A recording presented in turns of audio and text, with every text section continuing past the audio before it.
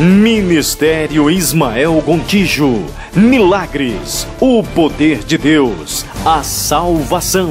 Seja transformado através da unção.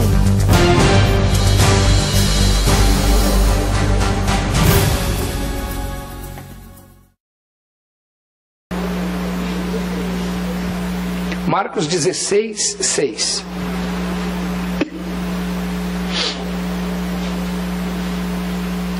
Ele, porém, disse-lhes: não vos assusteis, buscais a Jesus Nazareno, que foi crucificado, já ressuscitou, não está aqui, eis aqui o lugar onde o puseram. Mas ide, dizei aos seus discípulos e a Pedro, que ele vai adiante de vós para a Galiléia, ali o vereis como ele vos disse. Curva a sua cabeça. Senhor, quero te agradecer, ó Deus, por mais um privilégio de estar aqui, Senhor, pregando a tua palavra. Quero te pedir, Senhor, que fale aos nossos corações. Fale, Senhor, a respeito do grandioso dia da nossa redenção. Quero te agradecer, Senhor, pela tua santa, inerrante e poderosa palavra, e te pedir, Senhor, que ela nos fale nessa noite, para a honra e glória do teu santo e poderoso nome. Amém e amém. Podem sentar. Nós conhecemos a dureza da Sexta-feira da Paixão. Foi o dia mais duro, mais cru, mais horrível, mais violento, mais agressivo. No dia no qual nossa humanidade foi exposta de forma tão terrível diante de Deus e diante de nós. Todos os nossos pecados foram cometidos diante de Deus e resumidos em Jesus, do Getsemane até a hora em que ele entregou o seu espírito, às 3 horas da tarde na sexta-feira. Ele foi preso na quinta-feira à noite e veio sendo machucado, agredido e sofrendo tudo o que nós seres humanos somos. Toda a nossa maldade, todo o nosso pecado, toda a nossa malignidade, toda a nossa falta de amor, nossa falta de respeito, todas as nossas traições, toda a nossa bandidagem, todas as nossas taras, todas as nossas manipulações estavam presentes ali, naquele processo horrivelmente doloroso que acabou com a morte de Jesus às 3 horas da tarde, quando morria o Cordeiro de Deus, que era o Cordeiro que morria fora da cidade de Jerusalém pelo pecado do povo. Ele morria fora de Jerusalém para que desse a noção de que ele morria por todo o povo. Como aquele não era o Cordeiro normal, pascal de Israel, e sim o Cordeiro de Deus que tira o pecado do mundo, ele morreu às 3 horas da tarde, na hora exata que o Cordeiro morreria pelo pecado do povo. Ele morreu por toda a humanidade. Aquelas 3 horas da tarde foram marcadas por grandes terremotos, escuridão, a natureza entrou em transtorno, ela se desesperou porque o seu Criador havia morrido ali. Então Deus acalma o coração da própria terra, dos planetas todos que estavam sentindo que aquele Senhor, aquela palavra criadora que diz haja luz, haja terra, haja vida, estava morrendo dentro dela. O desespero foi tremendo, a terra tremeu, as bases da criação, entendeu, tremeram. Mas voltou ao normal porque Deus a acalmou e Jesus morre e é sepultado. E sábado é o dia mais angustiante na vida daqueles que esperavam por alguma coisa chamada Reino dos Céus e que agora viam frustrados seus sonhos. Ninguém dormiu, ninguém comeu, ninguém se moveu do seu lugar, todos choraram naquele sábado. Aquele sábado foi o dia mais horrível na vida do povo de Israel. E também na humanidade, porque ali estava o preço sendo pago. Então anoitece sábado. As dores são terríveis. Na casa de Pedro não havia nenhuma alegria. Pedro estava acabrunhado, fechado num quarto qualquer, chorava porque ainda não entendia por que havia feito aquilo. Todos os discípulos de Jesus estavam decepcionados com eles mesmos, porque eles não tiveram coragem de interferir, porque não se levantaram. Maria Madalena com certeza estava chorando o sábado todo e passou aquela noite de sábado chorando até de madrugada. E todos em Jerusalém estavam extremamente abatidos. assustados. Pilatos não dormiu e a mulher de Pilatos agora tinha certeza de que a tragédia se instalara em sua casa. Todos os soldados que foram para suas casas tinham as mãos manchadas com aquele sangue. E historiadores daquela época dizem que nunca eles conseguiram se livrar daquela culpa, a não ser dos que se converteram. Mas Pilatos morreu 2 anos depois, completamente louco, pela culpa que o mudou para dentro da sua alma. Ele disse: eu não podia ter feito aquilo. O centurião que viu o véu rasgar de cima a baixo, não foi de baixo para cima, de cima a baixo, acabando com todos os véus, aquele homem disse: esse camarada era filho de Deus. Aquele com certeza passou remoendo o sábado todo e dizendo: por que eu não impedi? Havia uma culpa horrorosa em Jerusalém, não houve festa de Páscoa. A noite cai, pesada, angustiante, amargurante, triste, todos assustados porque o processo havia sido agressivo demais. E ali escancarou-se diante de toda a humanidade, do tempo e da eternidade, quem somos nós. O que nós carregamos no peito realmente, o que nós fazemos uns com os outros, desde Judas que beijou e traiu, como nós beijamos e traímos. A todos que correram, fugiram, abandonaram nas horas mais angustiantes, como nós fazemos com os nossos irmãos, nossos amigos, basta que alguém fique doente, ou que alguém fique pobre, ou que alguém perca o valor para nós e nós abandonamos a própria sorte. Mas a Bíblia diz que a manhã de domingo iniciou. A escuridão da noite vai se agonizando no clarão da aurora. Pequenos raios de sol começam a nascer, os pássaros começam a cantar, e há uma aparente paz na natureza novamente. O planeta Terra começa a voltar ao normal e a vida insiste em continuar, apesar dos corações de todos em Jerusalém estarem inundados mais de tristezas e lágrimas do que do anseio de vida. E a Bíblia diz então que eles acordaram aquela manhã. Era um domingo. Ninguém mais se lembrava das palavras de Jesus quando ele disse que no terceiro dia ressuscitaria. Ninguém se lembrava mais. Eles se lembravam somente das dores, das angústias, do sofrimento e de um processo tão agressivo, injusto e maldito que escancarou diante deles o que eles tinham nos próprios corações. Não era Caifás quem matava Jesus. Não foi Pilatos, não foi Herodes, não foi o Império Romano, foi a humanidade, a mão de cada ser humano que estava vivo naquela época e que viveu nos 2 últimos anos, no século 21 séculos agora. As nossas mãos estavam naqueles martelos que pregaram aqueles cravos, porque eram os nossos pecados naquela cruz, porque aquela cruz era nossa. Não era minha só, era sua. Nossos pecados empurraram Jesus para aquela cruz, mas ele tinha que ir. Ele subiu aquele monte e completamente ensanguentado, manchando aquelas pedras até ao cume do Gólgota. Este sangue vermelho e vivo que ainda testifica contra nós quando nós não aceitamos como pagamento. Mas Jesus foi.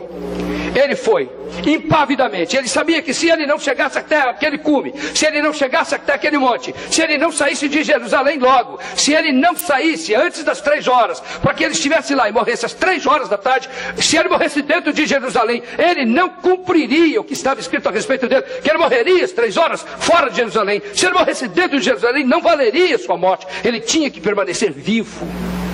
Sua pressão arterial caía dramaticamente, perigosamente. Mas ele tinha que ter forças para subir aquela montanha. Eles não iriam carregá-lo, eles o matariam ali mesmo. Então Jesus, ele se levantou pensando em mim e em você, sabendo dos nossos dramas, das nossas dores, das nossas angústias, dos nossos pecados. E ele sabia que se nós não tivéssemos a sua morte como pagamento da nossa, nós morreríamos eternamente.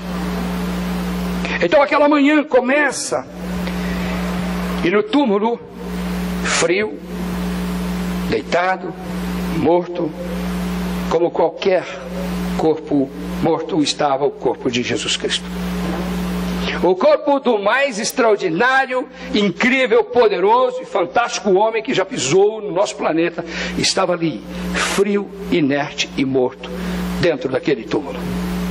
O túmulo estava escuro porque havia uma pedra na porta, ninguém havia removido aquela pedra. Quieto e frio estava o corpo de Jesus. A Bíblia diz que a noite vai terminando e os primeiros raios de sol começam a vir. Há uma calma tensa no ar, porque em poucos minutos, em poucas horas, os discípulos iriam tomar as decisões do que fazer com o corpo de Jesus. As guerras e as disputas iriam começar de novo, porque agora eles poderiam se mover dos seus lugares.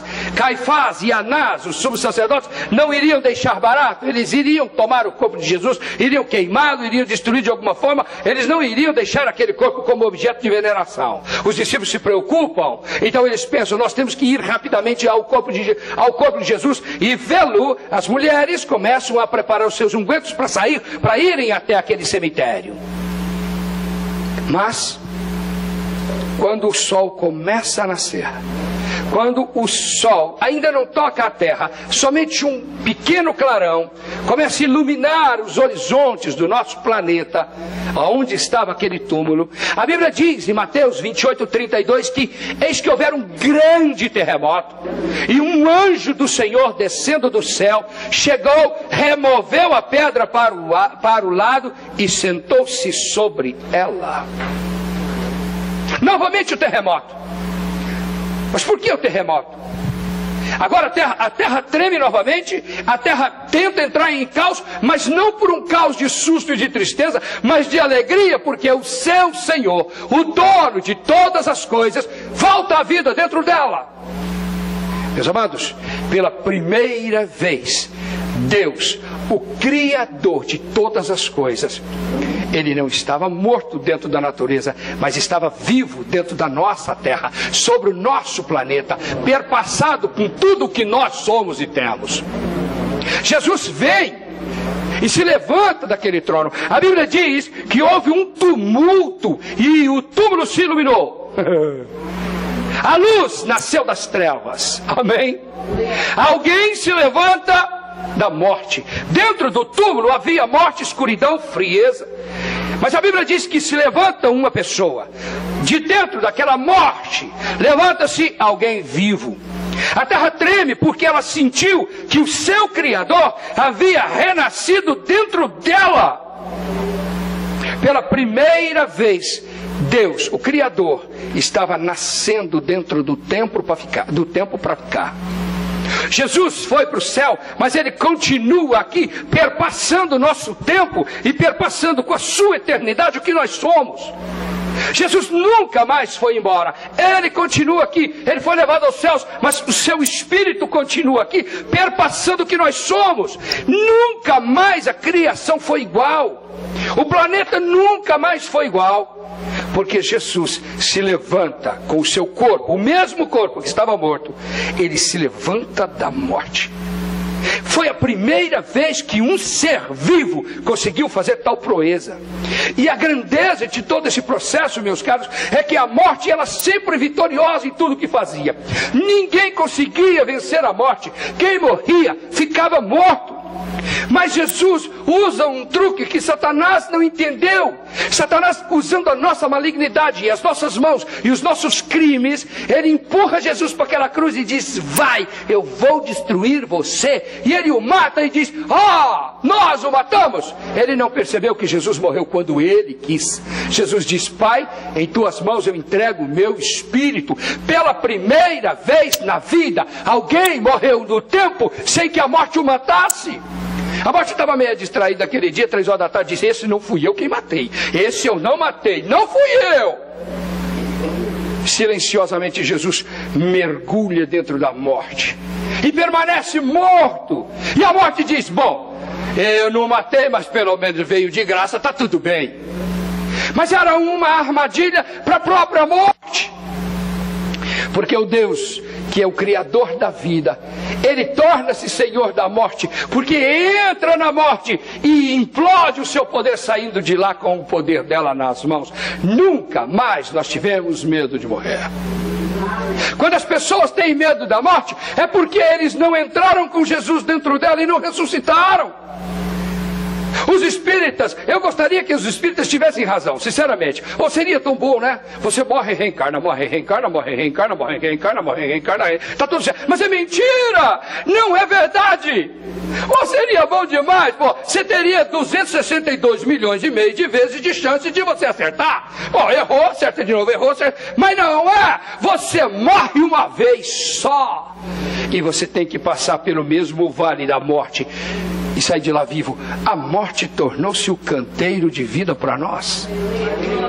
É nela que nós nascemos para a eternidade. Eles não entenderam isso. Satanás estava fazendo festa no inferno. Era 4 horas da manhã de domingo. Os tambores rufavam. Eles comiam um churrasco de caveira humana que estava lá, entendeu? Que eles restos de carniça que eles gostam de comer. Estava lá, entendeu? Os maiores adufes de dança. Estava todo mundo no chiquidum, entendeu? E batendo batuque. E de repente, às 3:30 da manhã, acende uma luz na sala de Lúcifer. Estava vazia, não tinha ninguém lá, porque estava tudo lá no festão. Então alguém diz assim: ô chefe, vem correndo, chefe, tem uma luz brilhando lá na sua sala. Eu já mandei apagar a luz. Quem mandou deixar a luz acesa? É uma luz forte, é bom o senhor ir lá. Vamos lá para ver o que está acontecendo na minha sala. Quem deu a ordem de entrarem na minha sala? Quando ele entrou, caiu com a cara no chão. Era a luz. Ele viu assim, no meio da escuridão, assim, que ele estava, uma luz brilhando no seu rosto, ele não conseguia enxergar direito, mas tinha um aspecto de leão. O sujeito que estava lá era um leão e emanava uma luz dele, e ele caiu com a cara no chão, não conseguia levantar. Todos caíram. Então ele escuta uma voz: eu sou o Senhor da eternidade. Eu sou o leão da tribo de Judá. Satanás, trêmulo, disse: mas escuta, nós não matamos esse daí? Jesus disse: eu sou a ressurreição e a vida. Eu vim aqui buscar a chave do inferno e da morte. Me dá aqui, antes que eu te tome. Satanás trêmulo deve ter esticado assim as chaves do inferno e da morte, assim, sem conseguir olhar. Então Jesus toma das suas mãos e diz: eu tenho que ir embora porque o sol já está nascendo e eu tenho que ressuscitar. Eu tenho que destruir o poder da morte. Eu tenho que destruir a autoridade do inferno sobre a vida. Então você sai da minha frente antes que eu pise na sua cabeça. Aí então Jesus se lembra de uma profecia antiga que tem no Gênesis, bem no comecinho, quando Deus diz: ele ferirá a tua cabeça. Você vai ferir o calcanhar do filho dos homens, e o filho do homem vai ferir. Jesus está falando de mim aquele negócio. Volta. Pisa lentamente na cabeça do diabo e quebra. Pisa na cabeça de Satanás, para que ele não tenha mais nenhuma autoridade sobre nenhum lugar na terra, ou inferno, ou qualquer lugar que ele pensa que é dele. A Bíblia diz que o Senhor Jesus tomou as chaves do inferno e da morte. Era aquela hora, porque ele tinha que voltar. E quando ele voltasse, voltaria como o Senhor de todas as coisas, inclusive da morte e do inferno. A morte hoje, ela é nossa sementeira de vida, porque quando nós passamos por ela, nos tornamos seres eternos, graças a ela. Ela acabou trabalhando para nós. Aí você fala assim: mas pastor, nós devíamos ser eternos? Não, nós temos que passar por ela, porque todo ser vivo morre, nós temos que morrer. Mas hoje a morte já não nos assusta. Ela não é mais um aspecto de morte, ela não é mais aquele aspecto de medo. Ela é o instrumento de Deus para nos trazer vida eterna. O Senhor inverteu isso quando passou dentro da morte. Alguém se levanta, a terra treme, até o sol se sente fraco agora, porque os raios de sol começam a invadir aquele túmulo, e uma luz sai de volta daquele túmulo e faz o sol ficar com vergonha da luzinha que ele tem. É o ser mais extraordinário, poderoso e forte. Ele é a luz de Deus, é o que diz em João. A luz dos homens, é o que diz em João. Ele é a luz que ilumina todas as coisas e destrói o poder das trevas. Aquele túmulo escuro deixou de ser trevas e passou o lugar fonte de luz. Passou a ser o lugar que era fonte da luz. Eu imagino, sabe, gente, que eu acho que a primeira pessoa que foi deitada, morta em cima daquele túmulo deve ter ressuscitado de tanta energia de unção que tinha naquele lugar. A vida brotou ali. Foi lindo. A luz que saiu do túmulo invadiu o mundo. O sol trombou com aquela luz e disse: com essa eu não posso, recolho porque é forte demais, não posso iluminar um túmulo tão poderosamente iluminado com a luz que era o próprio Deus. Meus queridos, a criação salta de júbilo porque o Senhor está vivo. O Senhor dela está vivo. E a Bíblia diz que ela treme de novo. As pedras fendem, os montes racham, começa a tremer de novo, mas não de medo agora, é porque ela estava feliz, porque ela sentiu Deus perpassando cada um dos seus sistemas. Tudo foi renovado por Deus ali. A vida voltou àquele lugar de morte. A própria natureza esqueceu o caos no qual ela estava vivendo na sexta-feira às 3 horas da tarde. Eu imagino, queridos, que galáxias, o sistema solar todo deve ter sentido a força do Criador quando ele renasceu. Se vocês olharem as fotografias do tamanho do nosso planeta com relação a Saturno, Júpiter, gente, nós somos apenas um grãozinho de areia assim perto do nosso Sol. Perto do nosso Sol nós nem existimos, mas nós somos a sementeira de vida deste sistema. O único lugar que tem a vida em exuberância é aqui. Até hoje ninguém achou lugar de tanta vida. E eu digo a vocês que depois que Jesus ressuscitou nessa terra, a vida se multiplicou muito. A terra só não morreu ainda porque tem vida de sobra estocada nela, vinda do próprio Criador que está aqui. Senão já teria morrido, porque pela malignidade com que nós tratamos o nosso planeta é de doer. Dá uma olhada no riozinho que está passando aqui atrás de nós, aqui você vai ver, entendeu? O que é que nós temos coragem de fazer com a nossa água. Com a água que os bichos precisam de comer, de beber, de tomar. E nós nem temos consciência de que a única água que eles têm é essa. Mas nós sujamos, nós usamos e jogamos. Sabe Deus? É a malignidade com a qual tratamos os nossos sistemas ecológicos todos, dos quais dependemos cada minuto da nossa vida. Nós destruímos tudo. E arrebentamos com tudo. E somos 7 bilhões de gafanhotos que produzimos 2 quilos de lixo por dia, sem que nós tratemos este lixo, sem a gente aproveitar nada. Nós jogamos fora, nós pegamos esse copinho, jogamos fora e vamos ali buscar mais. Até quando vamos buscar? A Mãe Terra não tem mais para dar. Ela diz: eu não tenho mais. Mas nós continuamos tirando cada vez mais fundo. Aquela vida que perpassou o nosso planeta estava ali, meus amados. Sabe de uma coisa? Todo esse processo marcou o coração do nosso Deus. A cruz foi fincada na sala do trono. Foi fincada no coração de Deus uma cruz. Hoje há a dor no coração de Deus, porque Ele viveu dores que só nós conhecemos.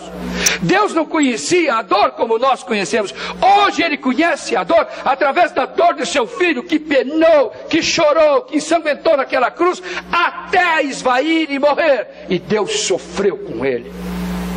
Hoje Deus conhece essa dor. Ele não conhecia, era soberano. Ninguém, nenhuma criatura poderia fazê-lo sofrer. Quem poderia chegar até Deus para fazer Deus sofrer? Ninguém tinha acesso.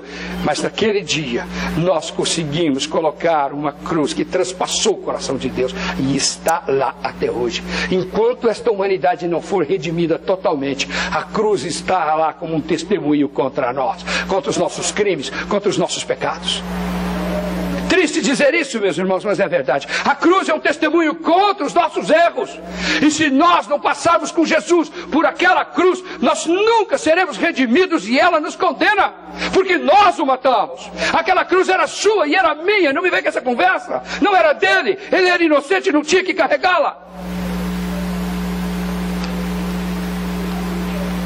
Levanta-se então o Senhor de todas as coisas, absoluto. E ele quebra a força do pecado na ressurreição.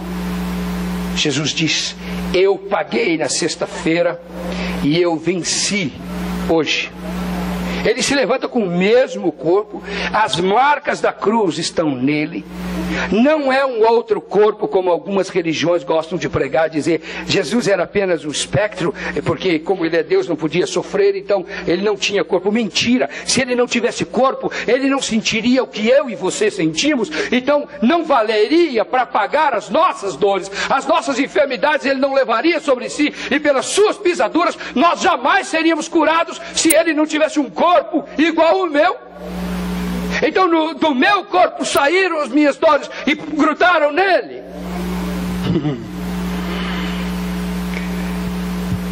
Meus amados, levantou-se o Senhor da vida. E ele levantou para nunca mais voltar para o túmulo. Mas uma coisa impressionante é que ele eliminou a morte semeando vida, para que nós nunca mais voltemos para o túmulo também.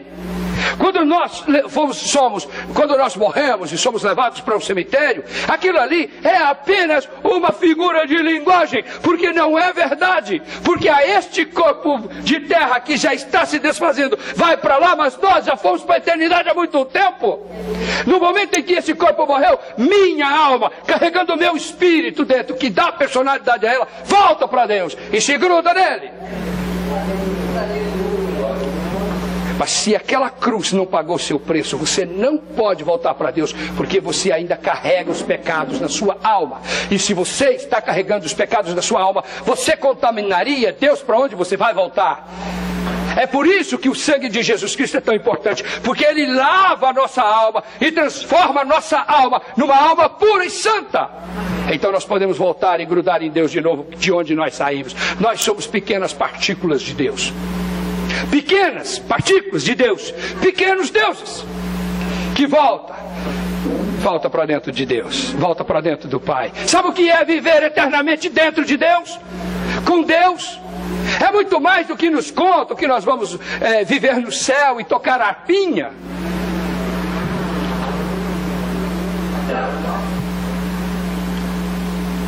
O processo é muito mais lindo. Nós voltamos para Deus para fazer parte dele. Não é morar no céu. O processo agora é muito mais sério. Nós viramos deuses porque nós estamos no nosso Deus. Nossa alma saiu de Deus. E quando Deus tirou uma partícula dele e colocou no nosso corpo, ele colocou um espírito. Como é seu nome? O seu espírito chama-se Silvia, foi colocado dentro de sua alma e ele foi fundido nela. Nunca mais o espírito pode sair de dentro da alma. Colocou esta alma dentro do corpo, que é a bateria que mantém nosso corpo físico vivo.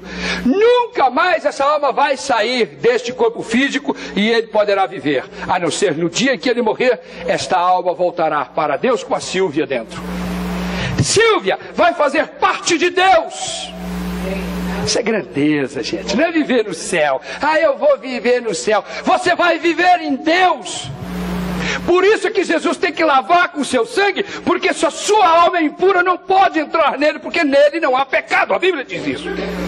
Então quando você é lavado pelo sangue de Cristo, você morre com ele. Quando você ressuscita uma nova alma, uma alma limpa, pura, que pode voltar ao Senhor no dia que esse corpo morrer. Esta foi a grandeza daquele domingo. Tinha coisas acontecendo que ninguém na eternidade e no tempo imaginava, mas eram coisas de uma grandeza extraordinária que a humanidade, na sua mediocridade, não entende.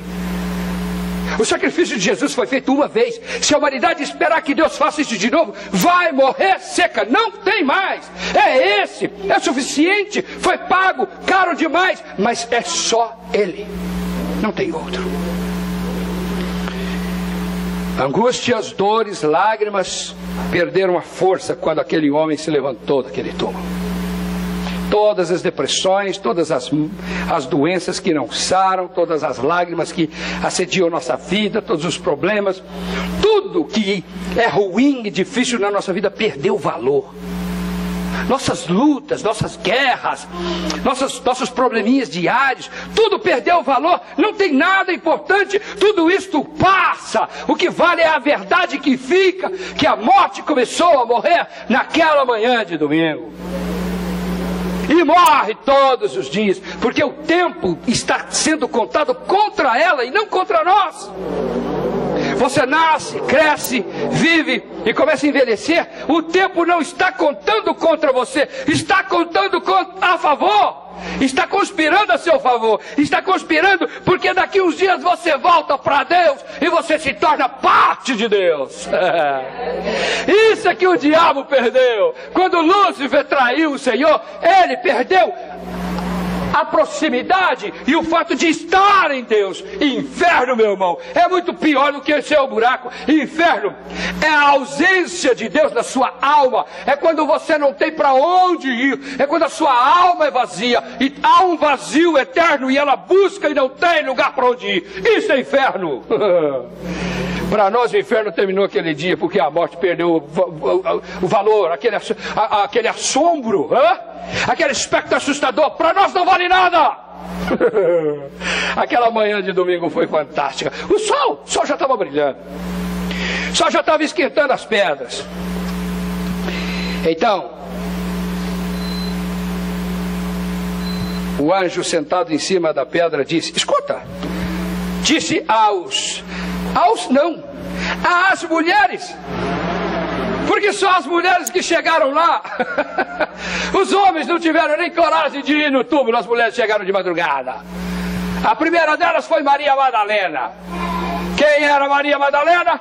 Maria Madalena foi uma das mais extraordinárias figuras que tem na Bíblia. Uma mulher prostituída, endemoniada, que veio por detrás de Jesus, não teve coragem de, diante do Senhor, lavar seus pés ou limpar seus pés. Então veio por detrás e pensando em lavar os pés de Jesus, mas não tinha água também. E a dor era tanta, e as acusações horrorosas, e sua vida era um inferno. E ela começa a chorar só de tocar nos pés do rei. E ela começa a chorar e ela não tinha água, então ela, com as lágrimas, ela lavou os pés de Jesus e enxugou com os cabelos. E na história humana nunca ninguém fez isso. Sabe que prêmio teve? Foi a primeira que viu Jesus como rei. Não foi a mãe de Jesus, não foi Pedrão, o Pedrão corajoso que andou em cima das águas, entendeu? Que era o sujeito que fazia cheia das histórias. Ele não estava lá.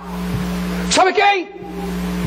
Um lixo social que todo mundo achava que era uma prostituta, que não era nada, que aquele fariseu sem vergonha disse o seguinte: se ele soubesse que essa mulher não deixaria que tocasse nele. Maldito! Maldito porque ele era igual a ela, talvez pior. Mas ela foi e lavou os pés de Jesus com suas próprias lágrimas. E Jesus diz: vocês não estão entendendo, ela está em mim ungindo para a minha morte. Mas quem é que estava na porta daquele túmulo que se transformou em vida? Maria Madalena. Impressionante, foi uma mulher. A humanidade nunca deu tanto valor para as mulheres, né?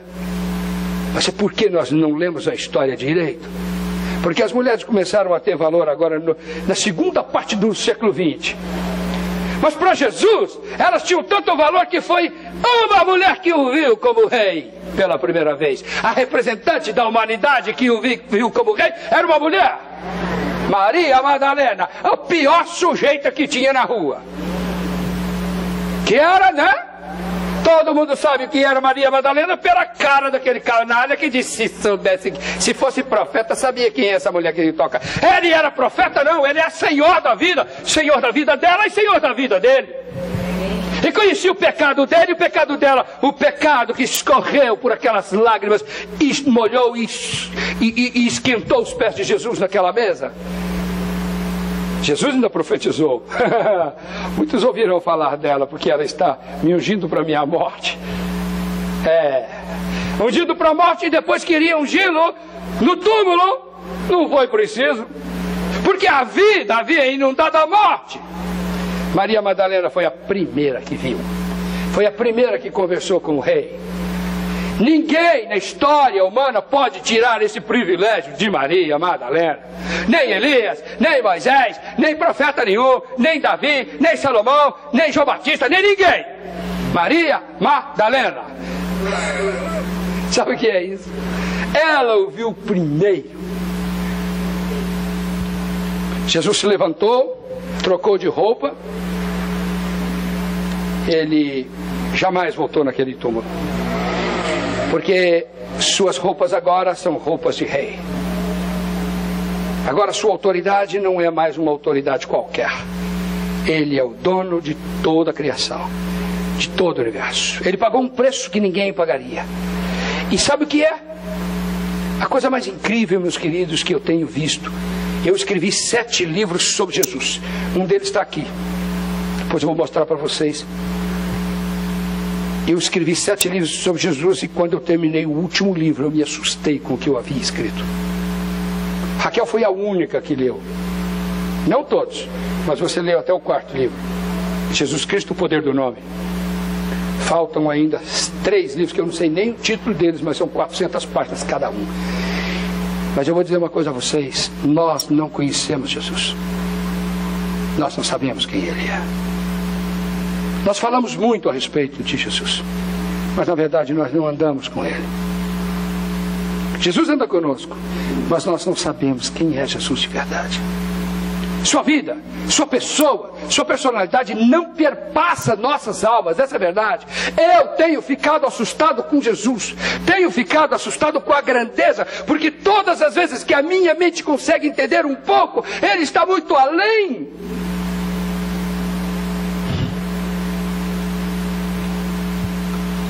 Meus amados, a Bíblia diz que os anjos perguntaram assim para elas: por que vocês estão procurando entre os mortos aquele que está vivo? Meus amados, milhões de pessoas continuam buscando Deus em lugares aonde Ele não está, em lugares de deuses mortos, em religiões vazias, cerimoniais e infrutíferas, desérticas, secas, pobres, mas Jesus não está nelas, porque Jesus está vivo, Ele não está entre os mortos. Ele é aquele que perpassa de vida a nossa pobre, pequena vida. E quando Ele perpassa a sua vida, você não entra em depressão. Eu tenho ministrado pelo Brasil inteiro e vou dizer uma coisa para vocês. Sabe qual é a cura da depressão? Um remédio que você compra na farmácia. Você chega lá e pede para o farmacêutico assim: eu quero, por favor, entender, uma dose cavalar da companhia de Jesus para perpassar minha alma. O senhor vende? Não tem. Só quando Deus da vida perpassa a nossa alma é que a vida volta para dentro dela. Nós começamos a ser canteiros de vida. Não tem jeito de Jesus viver em mim sem que eu seja vida. Não tem. É isso que as pessoas não entendem. Ser crente, gente, vai muito além desses princípiozinhos de doutrina, de frequentar a igreja. É que você passa a ser uma cópia de Jesus. Uma cópia exata. Não é parecido, não. Você é um Jesusinho, uma Jesusinha, Silvia. Japonesa, assim. Jesus japonês. Ah, nós rimos por quê? Porque somos todos iguais. Negros, brancos, amarelos, chineses, vermelhos. Todos somos iguais. Uma essência só. Jesus vem, toma nossa essência para Ele e invade nossas almas com a essência dEle. Passamos a ser Ele. O mundo não entende isso. E esse é o Evangelho. Essa é a grandeza do Evangelho. É por isso que tocamos os enfermos, são curados. É por isso que nós ordenamos a Satanás, ele sai. Por quê? Porque Jesus perpassa a nossa alma. Não tem jeito de nos resistir. Esse é o Evangelho que eu prego. Eu vou nas cruzadas e prego isso. E quando eu levanto a mão, as pessoas são curadas. As pessoas são libertas. Antigamente eu me assustava e dizia: uai, não é que deu certo mesmo o trem? É que com o tempo eu comecei a entender por que dá certo. Esse dia no avião, o cara foi analisar por que eu oro e as pessoas são curadas. É porque eu convenço psicologicamente as pessoas, aí as pessoas psicologicamente elas aceitam, e psicologicamente nós nos envolvemos, e aí psicologicamente nós... Vem que é psicologia, cara! Vem que essa história, você tá louco? É que Deus, o Senhor, perpassa a minha alma, e quando eu estendo a mão, é a mão dele que está sendo estendida. Para com essa história. Eu sou Deus agora, porque ele me fez um Deus pequeno. Sim, sou petitico, porque eu vivo nele. Ele vive em mim. Ah, eu tenho orgulho disso. Tem nada, sou nada. Sou apenas um copo de boca para baixo, meu filho. Mas o Senhor me enche com a sua unção, porque Ele faz de mim alguém que tem o privilégio de tê-lo na minha vida. Sabe o que é isso? Isso foi a razão da rebelião de Lúcifer. Foi por isso que eles caíram, que eles queriam esse poder, queriam ser deuses. Deus deu a nós. Aí a humanidade fica perdendo tempo atrás de um monte de bobagem e perde o privilégio de sermos eternos. Satanás está conspirando, gente, contra essa informação. Ele não pode deixar que nós saibamos. Ele não pode deixar que no momento em que você entra pela morte e a morte te transforma num ser eterno, você sai dentro da essência de Deus. Você é considerado pelo Pai como um igual a Ele. Isso é privilégio. Não brinca com isso também não, hein? Não brinca também não. Não usurpa para você não. Pergunta a Maria Madalena e também pergunta a nós: por que choras? A Bíblia diz que Maria Madalena ficou por ali, todo mundo decepcionado. As mulheres viram aqueles anjos, se assustaram, correram e tal, mas ela ficou. A mulher era feita de um material diferente. Aquela mulher era feita do material que eu sou, sabia? Eu acho que eu sou meio parecido com ela. Tu também não? Você não é meio feito Maria Madalena, Mármore, Carrara, italiano? Tu não é? Acho que eu sou feito meio daquele material. Eu fico! Ela ficou! Todo mundo correu! Todo mundo ficou com medo do anjo! Todo mundo foi avisar Pedro! João! A Bíblia diz que ela ficou por ali. E ela escutou um barulho. E ela disse: Senhor, por que o Senhor levou o meu mestre? Aonde o Senhor colocou? E Jesus diz: Maria! E ela disse: pois é, eu não sei onde foi. Quando ela disse Maria, ela se levantou e disse: mestre, Senhor. Foi a primeira que viu. Porque ela ficou lá. Nós somos assim. Este é o domingo de Páscoa, entendeu? Que a transformação de vida tem que ser real em nossas vidas. Foi por causa deste domingo que nós temos tanto poder. E nós temos um poder real. Nossa vida é marcada pelo sobrenatural. Daquele sobrenatural que ressuscita mortos.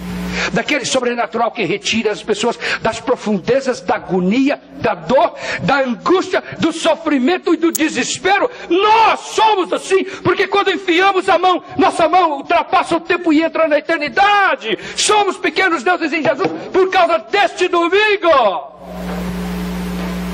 A cambada está comendo chocolate, até nem sabe que faz mal, que é a desgraça. Eles estão preocupados em... Meu Deus, somos feitos não filhos de Deus, somos feitos deuses. Porque se Deus vive em mim, o que é que eu sou? Deus. Este foi o privilégio que Deus deu aos homens. Nós somos mais do que estão nos contando. E se você lê a Bíblia, você fica assustado. Por que foi que Deus fez esse projeto chamado humanidade? E por que tanta drama, tanta dor, tanto drama, tanto sofrimento e tanta guerra? Porque o privilégio é grande demais. Porque quando nós nos juntamos com nossas esposas ou esposos, nós nos transformamos no nosso filho. Cadê o nosso filho? Está ali. Olha o samuraizinho ali. Ele é um, porque eles foram dois. Dois que se resumem em um. Ele será um com o outro que se resume. Gente, isso é eternidade. Deus arrumou um jeito de nos eternizar aqui. Mas agora nós somos seres eternos, porque somos perpassados por aquela vida que saiu daquele túmulo. Isso é domingo de Páscoa. Vamos encerrar.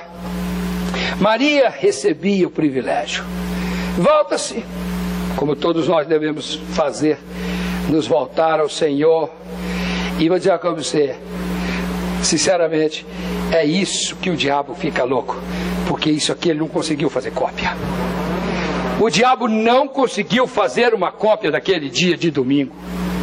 Ele não conseguiu fazer uma réplica deste domingo. É o nosso domingo. É o dia do nosso nascimento como pequenos deuses em Deus. Voltamos ao princípio da criação, quando o Senhor nos criou, imagem e semelhança dele. Mais uma coisa, agora nós somos imagem, semelhança, poder, unção e autoridade dele. Então o Senhor nos fez reis e, não ouvi, reis e, para a sua glória. E para você ser rei e sacerdote para a sua glória, você tem que estar vivendo dentro da sua glória. Nós não queremos glória para nós, nós só queremos viver nela. O diabo queria ir, foi tudo o que ele sonhou. Foi o que nós conquistamos com aquela cruz, que nós matamos ao Senhor com nossos pecados, mas choramos, nos arrependemos e passamos com Ele por aquela cruz, subimos o Calvário com Ele, ressuscitamos com Ele e mudamos para dentro da glória de Deus. Não é que nós queremos glória para nós não, meu irmão, é nossa casa.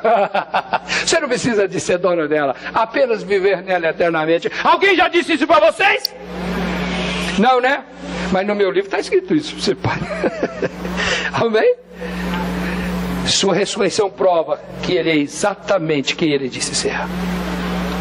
E que você é exatamente quem Ele diz que você é. Eu pergunto a você, a humanidade vale a vida de um único homem bom? Deus provou que sim. Deus acreditou que sim. E nos fez acreditar que nós valemos a pena.